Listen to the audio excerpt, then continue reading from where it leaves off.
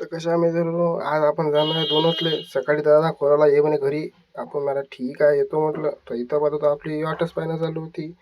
मग काय म्हटलं चला म्हटलं बा हे आपली फॅमिली. चला म्हटलं बसलो बा गाडीत. मग या दादाचाच रूट होता.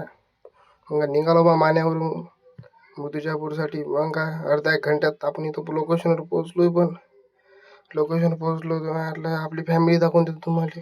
हे सर्व आपली फॅमिली मस्तपैकी आपली वाटच पाहणं चालू होती.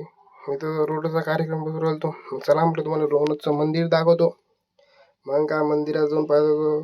मंदिर ते 1 नंबर बढिया होतं. इथं देवीचं मंदिर आसरा माता देवीचं मंदिर आहे. बढ्यापैकी मस्त मंदिर आहे इथं. नजारा फजारा पण जबरदस्त आहे. तुम्हाला पुढे दाखवतोच मी. हे बघा नजारा, नदीचा नजारा 1 नंबर नजारा आहे. हे देव्या ह्या जुन्या म्हणते 40 वर्ष का 50 वर्ष अगोदरच्या देव्यामध्ये ठेवल्या होत्या म्हणते. तर हे अंधया दुसरं मंदिर. हे पण मस्त मंदिर आहे. देव इथे पण 7च देव्या आहे.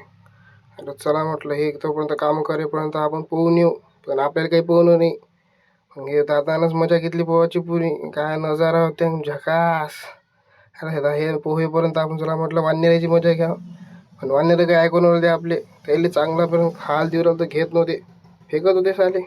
मग काय तर जेवायचा कार्यक्रम चालू पण झाला. मग काय जेवायला बसलो बढ्यापैकी.